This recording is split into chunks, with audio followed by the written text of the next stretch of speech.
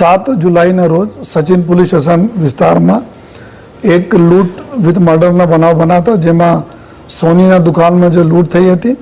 અને એના માલિક આશીષભાઈ પ્રતિકાર કરતા જોઈએ એના ઉપર ફાયરિંગ કરવામાં આવી હતી જેમાં એના મૃત્યુ નિપજેલ હતા અને જ્યારે આરોપીઓ ભાગતા હતા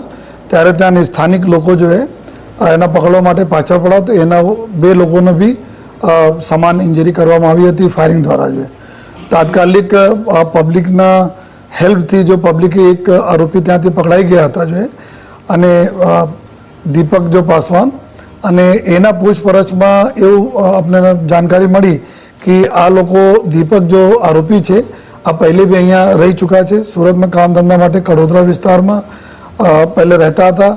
અને અમુક માસ રહ્યા પછી જતા રહ્યા અને બનાવને ફરી પહેલાં બી 1 માસ જેટલા રહી ચૂક્યા છે અહીંયા જોઈએ અને એના ખબર હતી કે આ વિસ્તારમાં જો રાત્રના સમય 9 વાગે પછી જ્યારે આ દુકાન બંધ થતી હોય છે તો આપણા જેટલા બી ગોલ્ડ જો આ લોકો મૂકે છે તો એના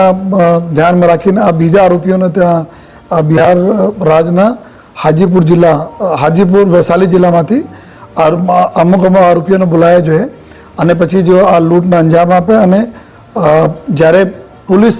એના દીપકને પૂછપરછ કરી જોઈએ પૂછપરછ પછી જો આપણે એવું જાણવા મળ્યા કે 2-3 ઓર હાર્ડકોર ક્રિમિનલ્સ છે આ કરીને ત્યાં ભાગી ગયા છે બિહાર તો તાત્કાલિક ટીમો અહીંયાથી જો એટલા પ્રાથમિક ઇન્ફોર્મેશન પે અહીંયાથી 2 પીઆઈ 1 પીએસઆઈ લગભગ 9 જેટલા આદમી કુલ 12 લોકોને અલગ અલગ 3 ટીમ અહીંયાથી બિહાર જતી રહી હતી જોઈએ ત્યાંની સ્થાનિક પોલીસના મદદથી આ ઘણા દિવસોના પ્રયાસથી જોઈએ આપણે ત્યાંથી 2 આરોપીઓને પકડવામાં સફળતા મળી છે જોઈએ જેમાં એક આરોપી સંજય ચંદ્રદેવ કરીને છે જે હાજીપુરમાંથી પકડાયા છે અને એક બીજા આરોપી છે અવિનાશ જે સમસ્તીપુર જિલ્લામાંથી પકડાયા અને આ આરોપીઓના સતત જો લગભગ 1 અઠવાડિયાથી ઓપરેશન ચાલતા હતા આ લોકો આપણા ઘર વારંવાર જો બદલતા હતા જો છુપાવવાની જગ્યાઓ બદલતા હતા જોઈએ અને ત્યાં આરોપીઓ જ્યારે પકડાયા તો આ આરોપીઓનો બહુ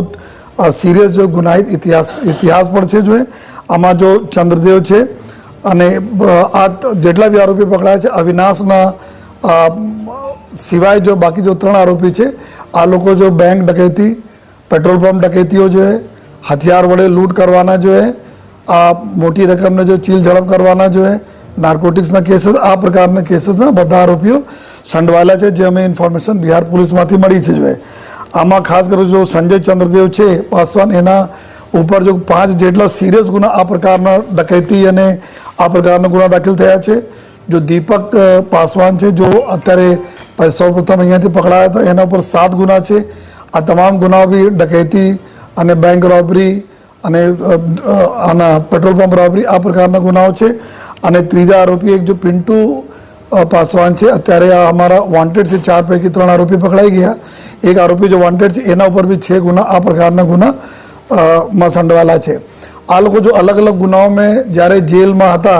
ત્યારે બધા ત્યાં જેલમાં ભેગા થયા જોઈએ અને પછી આ લોકો આપણી એક ગેંગ બનાવી જોઈએ ગુનાહિત પ્રવૃત્તિ કરવા માટે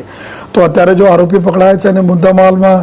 જો ગયેલ 10 લાખ રૂપિયાની જો રકમ હતી આ બી મળી ગયા છે જો મુદ્દામાલ અને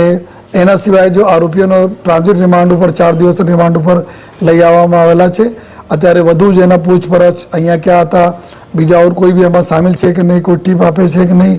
આ બધા તમામ પ્રકારના જો ઇન્ટ્રોગેશન જો રિમાન્ડ લેવા પછી જો કરવામાં આવશે જોઈએ